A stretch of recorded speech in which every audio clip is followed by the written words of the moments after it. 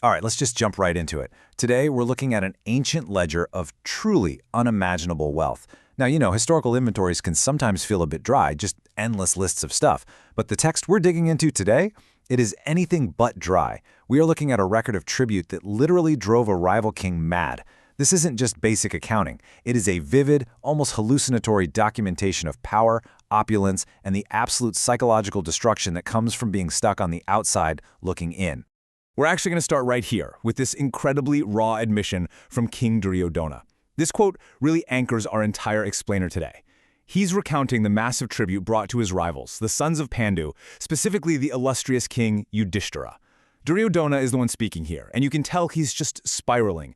We aren't just reading a catalog of items, we are experiencing the sheer psychological toll of witnessing astronomical wealth, seen directly through the eyes of a deeply, deeply envious rival. I mean, he admits, point blank, that just the sight of this wealth made him lose his reason. Section 1. A mind lost to envy, the psychology of ancient wealth. So we're reframing this massive inventory into a psychological thriller of escalating jealousy. Duryodhana is desperately trying to quantify something that's practically unquantifiable. 300 million.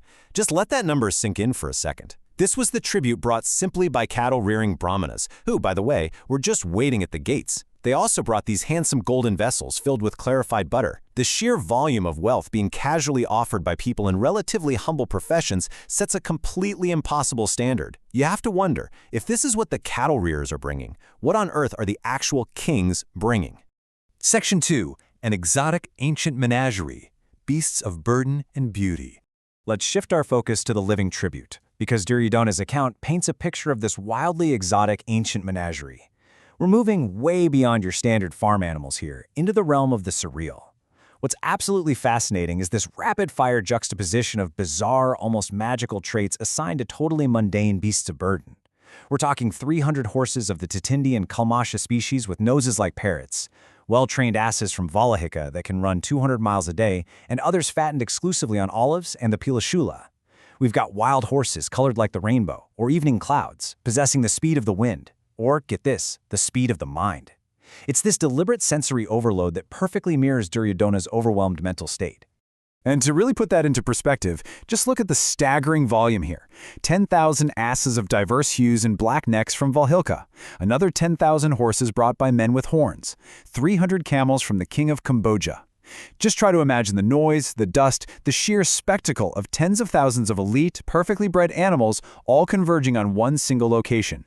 It is a logistical nightmare for anyone trying to even attempt to compete with this level of grandeur. Section 3. Silk, swords, and gold, treasures of the earth.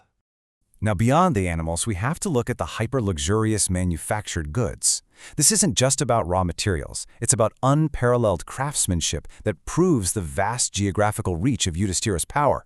If we map where all this stuff is coming from, we see this incredible three-dimensional wealth pouring in from every corner of the known world. From the seacoast kings, a staggering 100,000 serving girls of the Karpasika country decked out in golden ornaments. From Valija, mind-blowing textiles, clothes woven with threads spun by insects, and lotus-colored silks not even made of cotton. And from King Bhagadatta, we see weapons that are basically pure art, swords with handles of purest ivory, completely covered in diamonds and gems. I mean, really think about the texture here for a second. We aren't just talking about giant stacks of gold bars. We are talking about blankets made from the soft fur of rodents and the hair of cats, meticulously inlaid with threads of spun gold. It's highly specific, intensely tactile, and almost aggressively luxurious. That is exactly the kind of granular detail that lodges in Duryodhana's brain and completely breaks his peace of mind. Which brings us to Section 4, the mythical guest list, bizarre tribes of the ancient world. Okay, so as the inventory continues, things get seriously surreal. Historical geography totally blurs into mythological fantasy, and the tribute bearers themselves become the spectacle. Watch how the psychological pressure builds here, perfectly reflecting the narrator's spiraling disbelief. It starts off normally enough with people possessing 2 eyes. Okay, standard. But then Duryodhana lists tribes with 3 eyes, then tribes with eyes on their foreheads, then cannibals, and finally people possessing only 1 leg. The text is heavily implying that Yudhishthira's influence is so absolute, he commands the obedience of the very fringes of reality itself. And the contrast here is absolutely wild. You have the most anatomically bizarre mythical beings, the people with only 1 leg, delivering some of the most poetic and beautifully described luxury items in the entire ledger. They bring wild horses red as cochineal, colored like evening clouds, endowed with the speed of the mind, right alongside superior gold.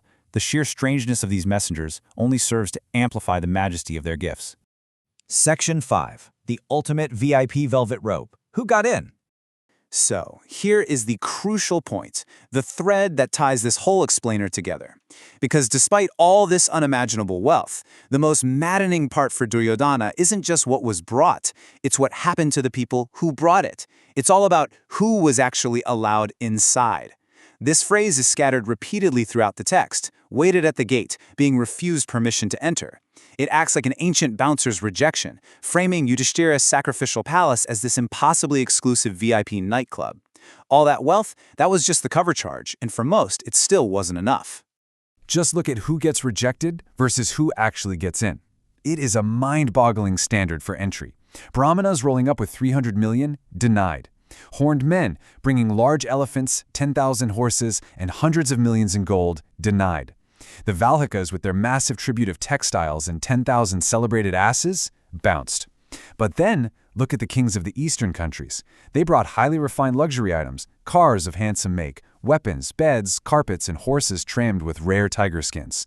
They obtained permission. Millions in raw wealth and rare mythical beasts literally couldn't cut the velvet rope if you didn't meet some unseen, impossibly high standard of prestige. Take a mighty sovereign like King Bhagadatta of Pragjyotisha, for example. He's a huge deal. He arrives at the head of a massive number of Yavanas. He brings horses with the speed of the wind and leaves behind pure ivory swords adorned with diamonds. But because he is the sovereign of the Mlekchas, the non-Vedic or barbarian tribes, he has to go away from the gate. He doesn't get in. Status, massive armies, diamonds, they meant absolutely nothing if you didn't meet this astronomical standard of exclusivity. Which brings us right back full circle to King Duryodhana, standing there, watching all of this unfold. So what does this all mean? We leave you with this provocative thought. When immense wealth becomes a weapon of exclusivity, what is the ultimate cost to the sanity of those left outside the gates? Duryodhana wasn't just defeated on a battlefield, he was psychologically dismantled by a display of resources and exclusivity that he couldn't comprehend, let alone match. It is a profound and frankly terrifying look at the true, destructive price of envy. Thank you so much for joining me for this explainer, and I hope it leaves you with a totally new perspective on the power dynamics of the ancient world.